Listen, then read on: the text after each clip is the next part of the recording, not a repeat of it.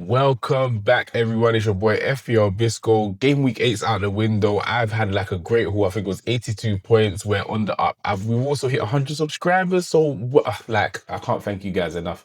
Keep subscribing, keep liking all the videos, keep the comments going on all the platforms. We're just growing this like little community. It's really like my heart is filled with joy. More importantly, let's head over to the game week and see what thoughts we need to come up with coming up for game week 9.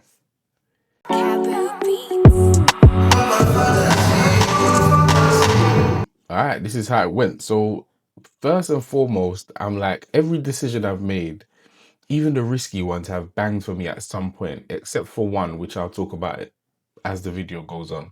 But this team has been really, really good to me. I took out Dubravka, or I put in Dubravka, took out Vicario, and whatever's going on with Spurs, I just don't like it at all. Even with a win or lose, like they concede, and that's really frustrating. Sometimes Vicario makes enough saves to get himself 3 points, but I just wasn't feeling it. Burnley were a bit lucky to get the clean sheet, let alone win the game, XG wise at least. So, but it was a good decision. I knew that Burnley were gonna like come up against a less threatening side. I didn't trust Spurs defense. Doesn't matter who they're playing. So Dubravka give me that 9 point is really good. Timber with an honest 6 pointer, which is all right.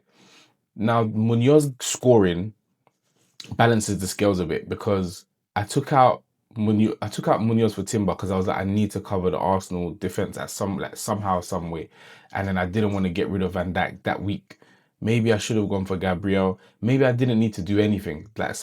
Effectively, the moves that you don't make are just as important as the moves that you do. And I'm learning that as the time goes on, like I don't have to make a move, even if it's not the best in that current game week. Maybe over the long term, like has Timber outscored Munoz over the past 2 weeks? I'm not even sure, but I don't want to do the maths on it. It's just last week I felt vindicated. This week I'm just like, nah, I'm a bit underwhelmed. The clean sheets for Arsenal, unless you double or triple Arsenal defense, they're just very underwhelming as a lonely 6 pointer. Senesi and Burn let me down. Van Dijk actually got more points in the loss because of the defensive contribution. So they are key. Like every point does count, but it is what it is. Semenyo with another assist. Happy days. Burmo got himself a goal and and the free bonus points. So like that's all well and good.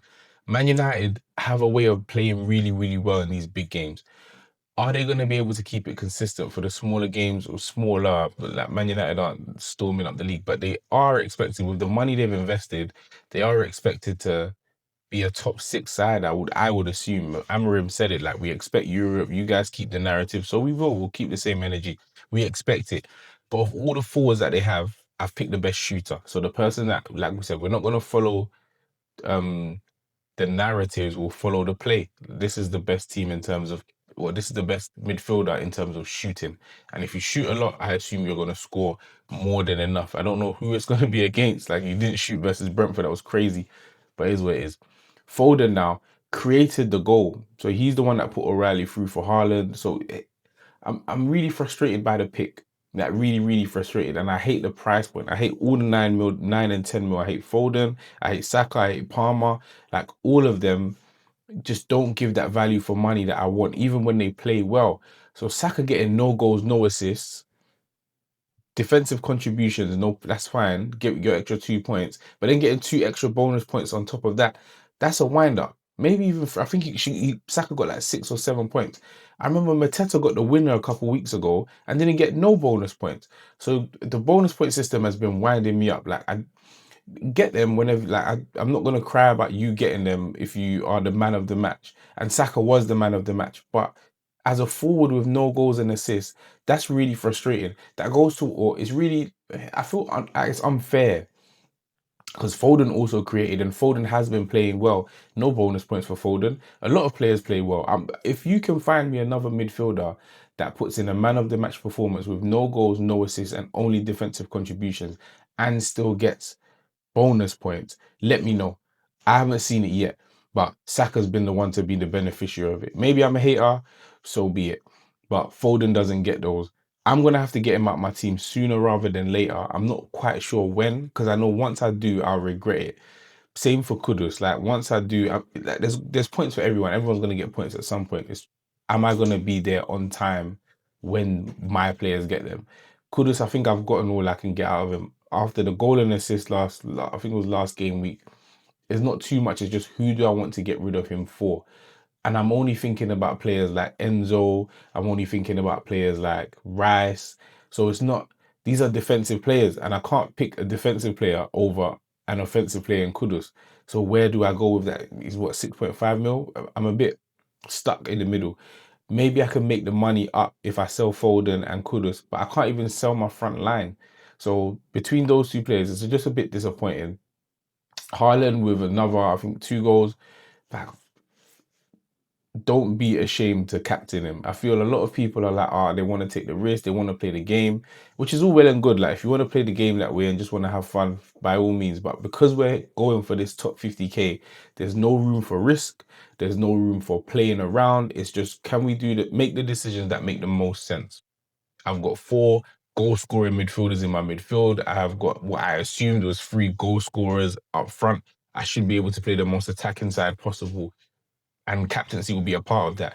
It's not even a conversation for the next couple of weeks. It might not be a conversation for the rest of the season. I can close my eyes and captain Haaland, which is what I wanted from him. Salah is an issue, which I don't even know if I'll talk about it this video, but I might as well, just very, very briefly. So in fact, no, I'm not going to talk about it now. We'll leave the Salah stuff till whenever I talk about what's going on at Liverpool later on. Yeah, Pedro was another disappointment, not shooting enough, not got that kind of hunger for goals. And because of what happened with Watkins, I'm a bit more cautious on what happened with Pedro, and my team is doing okay. So I don't need to overreact and say, you know what, yeah, Pedro's another bust. I need to get rid of him immediately. If Haaland is returning, if Mbeumo's returning, if I can get some kind of clean sheet return out of my back four or back five, whatever I choose to play, I don't necessarily need to run players out of my club. Mateta scoring a hat trick, he could have scored more. And this XG business, it skews, like, we need to watch the games. The stats are supposed to tell us stories, and sometimes they do, and they tell us good, accurate stories. So the stats told me that Mbeumo was a good option. They also tell you that Bruno was a good option. And if he finishes his penalties, second highest scoring midfielder in the game. So because of that, the stats will push you towards some players, but sometimes they tell misleading stories. I think Arsenal assets, the stats don't tell any story. They're so conflicting, which is a bit difficult outside of set pieces. Like, are they a good team? Are they not a good team? Are they good on paper? They're good on the stat sheet, but are they good on the eye? If they're not good on the eye, then how do you invest in a particular asset for that team? So Mateta's XG, like the actual chances created for Mateta all season, have been quite good.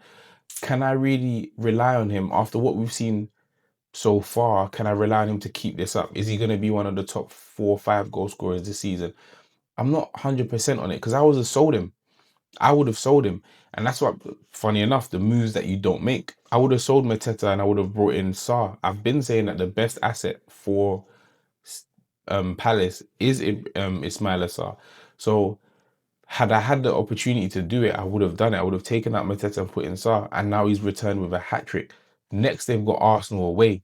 What am I going to do with that? Like, where would that take me? The bench more or less was a bust. The Kuiper come off the bench early in like the 30th minute. Dewsbury Hall got his 90 minutes in the belt, so we're just waiting for the right fixture. So next week, team more or less looks like this. So we've got some good fixtures ahead. I might bring in Van Dijk to start, but ahead of who? So based on the fixture alone, it would be ahead of Mateta. I'd put Mateta on the bench. I'd start Van Dijk because they've got Arsenal away. But I don't know. I don't know. Will Arsenal keep that clean sheet? And a lot of people have both Palace and Arsenal in their team, so they might have double Palace, double Arsenal. That's going to be quite a conflict, but you'll survive it. Like, you don't have to overreact.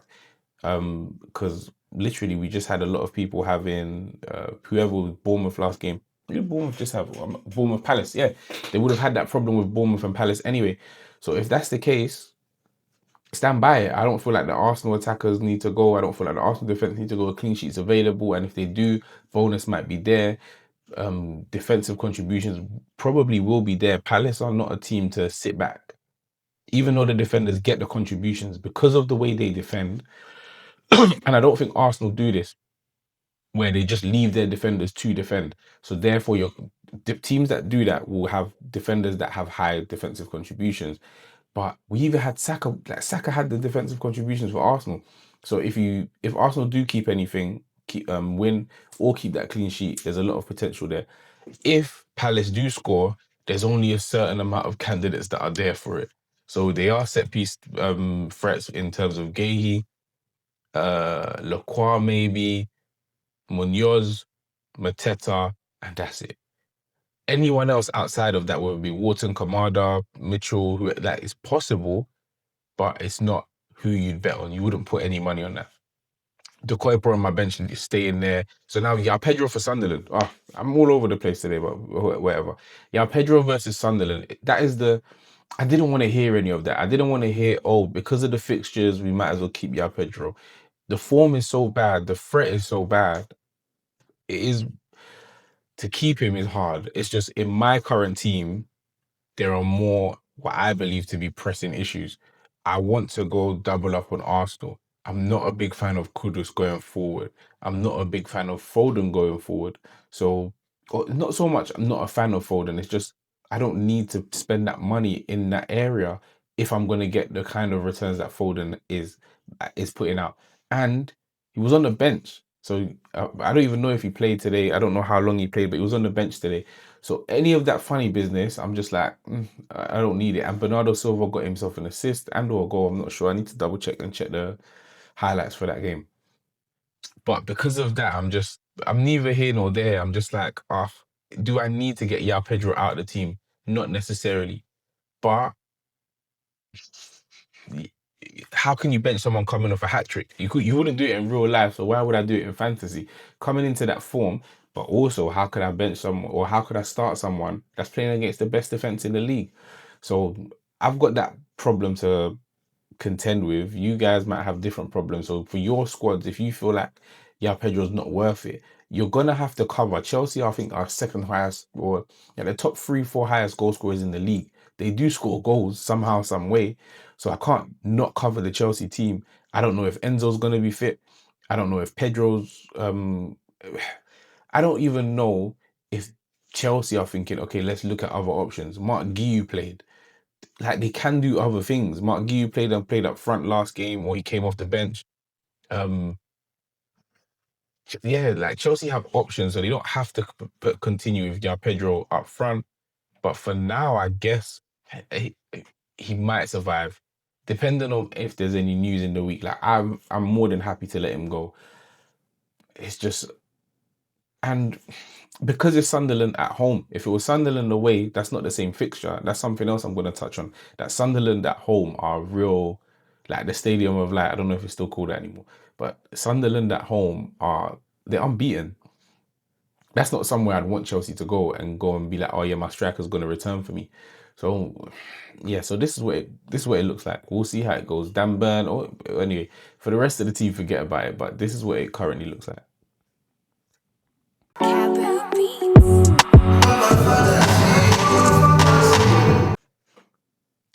Okay, so I'm going to talk about management and how management affects the decisions that we make. So, because if we know a manager makes loads of subs, it's very very difficult to invest in those assets if they make the subs anytime. You can't invest in someone that is a risk, whatever. So, because of these different management styles, now because of Sean Dash coming in, I'm just really curious about how people's management styles increase or decrease your trust in that asset. Mikel Arteta now, because his teams generally, or he's only had one team, but he's had the same team for 5 years. Never has anyone scored more than 15 goals in the Premier League since he's been there. Maybe Aubameyang did, but I didn't look at it. So from 2021 at least, it's been 15 goals, which was the most, and that was Odegaard and Martinelli. Saka's been the highest assist numbers in a season, which was 11 assists in 22-23 and 10 assists last season. And a lot of these things are from set pieces. So there's no actual offensive talisman that you're like, oh, this is our 20 goal a season striker. It was meant to be Gyökeres. And funny enough, it actually might be. He's got however many, 2 goals tonight. So it would have been, he's on 5 goals. So he can be that 20 goal a season player it's taken a lot of effort for it to get there. So I'm not sure that he's reliable enough for us to bring him on our teams as of now. But he's too valuable enough that if you have him, you can't let go of him. You have to actually keep him. Versus Palace, there's opportunities for goals. They're not the best defense at the moment. So, but it's really, really difficult to say, oh, this is going to be my talisman. And if it's a set piece, if 65% of Arsenal's goals are from set pieces, 9 million Saka is not necessarily a better asset than 6.5 million Rice. Well, he is a better asset for sure because he's got more attacking potential in open play. But Saka's numbers in open play aren't overwhelming. They're good. They're not over. They're not like, oh, this is the striker. Oh, this is a winger or a forward that you really, really need to have in your team because he's going to score every game. He might not. He had a game like last week where Arsenal win 2, doesn't score. Tonight they score 4. Saka gets no goals and assists, which is fine. It doesn't decrease anything from his play. We're just talking about him as an FPL asset. So with the now that he's captain, his minutes definitely are going to be there. And we know, or we have seen in previous like years, that Mikel is, if he's fit, he's happy to play Saka through hell and high water. So those are the managerial attitudes that we're like, okay, this is something that we know that Mikel is going to do this, so we have to trust that Saka is going to be definitely there. But I feel like Rice is a stronger asset and more value for money. I say that now, and Saka's going to go and get himself a hat trick versus Crystal Palace. Okay, no problem. It's just over the course between now and Christmas, who am I more reliant on? And if I want to spend that money elsewhere, I'm more than happy to cover the Arsenal. Like, Rice covers the Arsenal attack because the most efficient part of Arsenal's attack is set pieces, and he takes half of them as long as they're on the left hand side. Sean Dyche coming in, what style of football is he going to play? What style of football will the squad that they bought for a different style of football? What's like, how will Dyche have to overcome that, and who will be the beneficiary of that? I don't like it. I don't like the appointment due to the direction of club that they wanted, or direction of football that they wanted the club to play. But I love Sean Dyche. I love the football that he plays. I think he's a successful manager, like a really good at his job. It's just annoying the way that Forest have gone around their business. And now Dyche is going to be who we're looking at. We're like, we expect a 4-4-2. We expect it to be like this. And that squad isn't built for that. They're built to play a certain way. Now they're going to have to go back and forth on it. And I don't know how that's going to work. So I'm excited to see what Dyche does. I'm excited to hopefully bring back Forest assets. Like if Matt Sells can come back in instead of Vicario, it will be a relief for me. Maybe I could just buy someone else. But Sean Dyche being there, it's just what do ownership want from him, and how is he going to execute that, and what does that mean for us? Like, what does Dyche appointment mean for us as FPL managers? Glasner is very, very reliable, dependable, but his squad is quite small, or he doesn't use the squad as maybe efficiently as he could. He used one sub last week. He used 2 subs the week before, and they overperform. So whatever the XG is, they overperform it regularly. I think now that Mateta got a hat trick, it might have swung the other way. But the chances that they create, so either they're very technically efficient, or they create the chances that they really, really want, and they're good at scoring those specific chances. Whatever it is, it's just it's a pleasure to see. It feels like they're bigger than the numbers, which is good. But can they maintain that? Is it reliable? Is it sustainable? If Palace go on like a 5-game winless streak, will you be surprised at that? When can you predict that? And what will be the predictors of that? I don't know, but it's just been stopping me from over investing in Palace, which is why I ended up selling Munoz. He's scored ever since, but I was like, I can't over invest in this team. I guess it worked out. It was either I sell Munoz or sell Mateta. Munoz has scored 2 goals since Mateta's got himself a hat trick, but Palace, they excite me, but they scare me at the same time. So I'm like, well done Glasner for the work that he's done. And his consistency is the opposite of Amorim's consistency. The squad's been inconsistent in terms of who's playing where, who's been fit, not necessarily through any fault of Amorim's, but just who's been fit, who's been able to play, what positions are they able to play. Are they playing in their best position? Arnie Slot has that same problem. So for Amorim, we still have the questions over Bruno. Is that the best fit for him? Yes, he does have the set piece threat. Yes, or in terms of penalty takers, and they attack a lot. United attack a lot. They know how to escape that half. It's like transition is in their blood, or in the kit, in the fabric of the kit, or once that badge is sewn onto United, it's like possession is irrelevant to us. We just need to get the ball forward, twat it in the box, and slang it at the goal. however it take, like whatever it takes. And it works for them. When they do play in transition, they're really, really good. And Burmo's still shooting. I feel like what's this striker called? I feel like Sesko's gonna come good. In the same breath that Gyökeres is, like these are strikers that over the course of the season they could just accidentally, let me not say accidentally, but before you know it, they could be on 12, 15 goals a season, which is good. So that can happen for Sesko if when it's just, can they be consistent enough to be a top six side? That's irrelevant for me personally. I just want to make sure that I can pick the right asset or have a multitude of assets to pick from. So can Bruno stay consistent? Both Bruno Fernandez, can Brian and Burmo stay consistent? Will Sesko be an option for me? Will I was gonna say Mount, but Cunha be an option for me? Or will Dorgu, like even the defenders, whether it be Dorgu, Dallo, um, Ahmad being a wing back is quite frustrating for me, but he still knows how to get numbers within this system. He still gets forward and is quite a creative force. So how are we going to be able to, like, with the consistency of United, it's very clear the kind of players that we want. They have options for us. It's just they're not consistent enough to invest in to any degree. Now Arnie Slot, this is really frustrating. Everyone's got their opinions on how they're used or how he uses the players. I don't have a big opinion on it. So now Salah not being as popular an option, everybody wants to get rid of Salah. The chances are still there. So if you're still creating the chances and Salah's still getting on the end of these chances, it means that he's due to score. He's more likely to score than not, which is a good thing. But because he hasn't scored, we're like, oh, you know what? And I'm even working my way to get Salah back. uh, this is not necessarily about Arnie Slot, so to speak, more about Salah, but Arnie Slot's management of that attack is very awkward.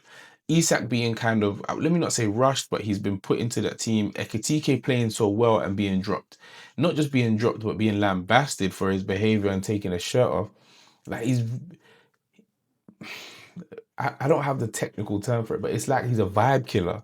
That when a player's high and running, you're just like, nah, I don't like this. He's very, very brutal in his like delivery in press conferences to players' mistakes. Or so because of that, I'm like, you're not, tactically is one thing, but just as an encourager when things don't go bad, I haven't felt it. Maybe it's something I'm not seeing, but the play, they've been through a tough summer, so I can't even say are the players happy or.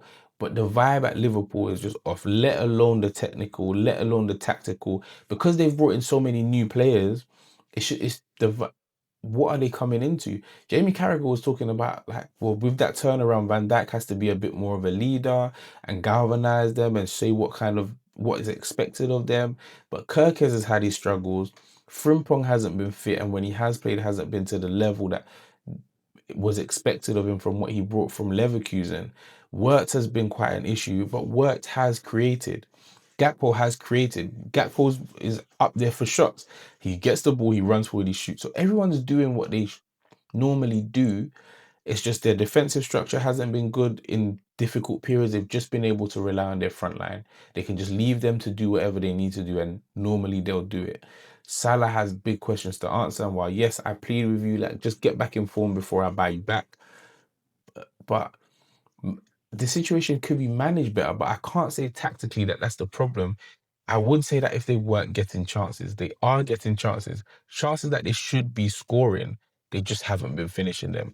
If that's the case, I can't fight too hard one way or another. It's awkward. That's how I'd really describe it at Liverpool. It's just very awkward. Now, Regis Lebris, however you pronounce that, Sunderland at home are unbeaten. Now, I watched it because I invested in Wolves. Like I was like, I want Wolves to score. I think that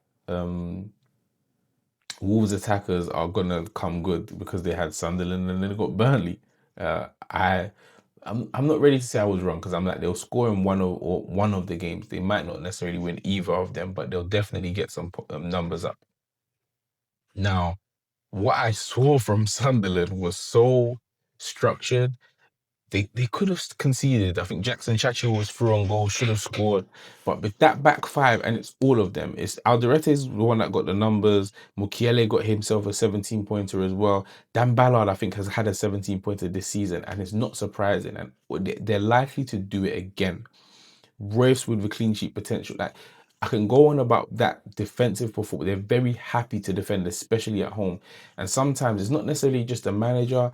It might be the club. It might be the fans. It just might be that feel. I remember when Arsenal 22, 23 or 23, 24, when there was just a liveliness around the stadium where you just believed that anything was possible and that they were going to win every game. It's like that at Sunderland, they're going to win every tackle.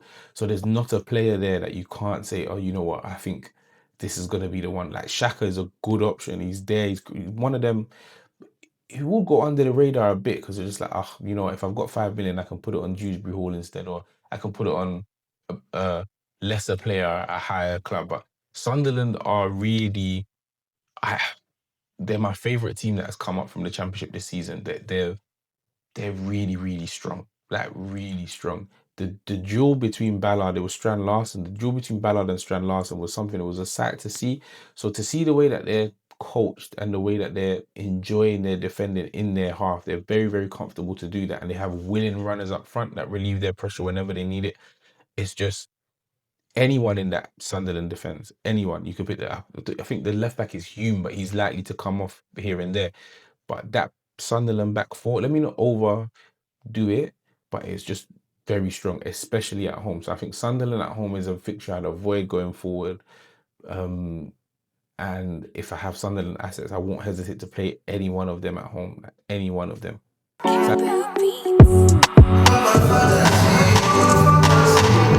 All right, thanks for listening for this long. So we've gone through the team, we've gone through some of the manager like psychology and why we pick certain players and how we're going to trust certain players going forward. I hope it was of some use to you. That is really, this is what makes me like the game even more. So it's quite interesting to me. Anyway, like, subscribe, make sure you leave a comment if you can. If you anything you want to take away from this, am I even making sense? Anyway, I'll see you all next week.